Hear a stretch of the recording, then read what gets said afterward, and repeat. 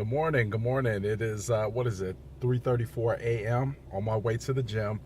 Great morning. Woke up fresh. 1:59 a.m. Made breakfast. I made a full omelet. Cut the vegetables up, mixed up the eggs, slow cooked it, made it delicious. Whipped up my protein shake, and I made it out the door after ironing my clothes, doing my push-ups and sit-ups, which I've been doing routinely for over a year every morning before I take my shower. Not a problem. Not a problem. Being more conscious of what I'm doing versus how fast I'm doing it has become a huge asset to me in the form of time management. I had a chance to talk to two people within the last couple weeks, and both these people were struggling heavily with their occupation, what they do.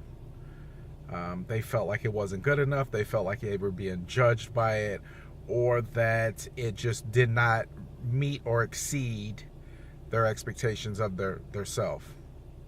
So I said, "Why are you still doing that?" "Well, it pays the bills." I said, "Well, how's that going?" "Well, I mean, when it's good, it's good, and I'm, yes, it's paying the bills." I said, "Great, all right." So it sounds like, either you be happy with what you're making or you decide to make a career change. I mean, that's a fairly simple situation. And, obviously people go into this whole thing, well, what am I going to do? They start filling their heads with all these other different things that they can or cannot be doing. I want to explain something. There's two books that I read, two books dealing with business that I read, or two people that I had followed in the beginning parts of my journey, however long ago that was. One was Donald Trump. I've read his books. I'm familiar with the businessman. I don't know him personally. I don't care to know him personally. I don't think what he does in his personal life is any of my business, your business, anybody's business. But if you know anything about him financially, he's a solid businessman. You could say he's unscrupulous. You could say he's unethical. You can say that he has a bad toupee. But you don't get to those levels of success without making the right moves. And all that has to do with his mindset is stronger than the person he's going up against, period. Now, the second person I read about was, or studied strongly, was at the time, and I'm not sure who it is now, was the CEO of McDonald's. It was a black gentleman. He had started as a cook or as a register, worked every position inside of McDonald's from the age of 18 up, and became the CEO of the whole McDonald's corporation. I said that to say that I don't think it matters where you're at in life as long as you've committed to doing your best. Because the fact of the matter is most companies recruit from within their own company.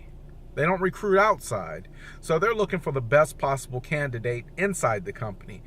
So while you're making issues about what you're not making, while you're making issues about what's not happening, you're letting opportunity pass you by not focusing on what could be happening. The biggest thing that me and my family have been working on is sowing seed. And we've talked about the farmer scenario, and we know that the farmer puts the seed in the ground. He doesn't wake up tomorrow morning and there's the crop. He puts the seed in the ground. He has faith that it will grow. He tends to it. He waters it. He toils it. He does all these fabulous things for it. And then, and only then, when the season has come around, does he reap the reward of what he sowed.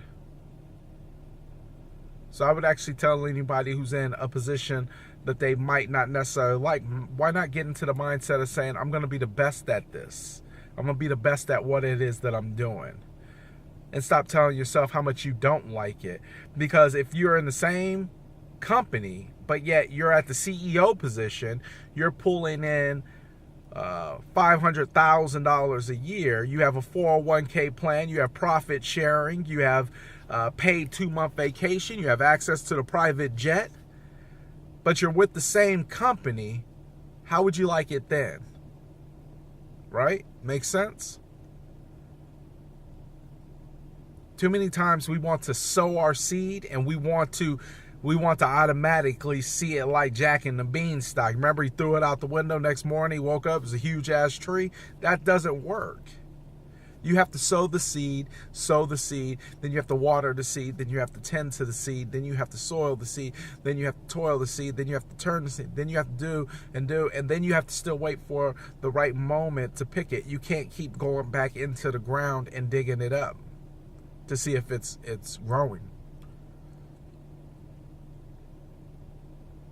So I would encourage anybody that wherever you're at in life, whatever position you're at in life, I suggest that you sow there, and you sow with a good heart, and you sow in earnestness, and you sow in faithfulness, and you sow in due diligence, and you sow in discipline, and you sow until you get what you want.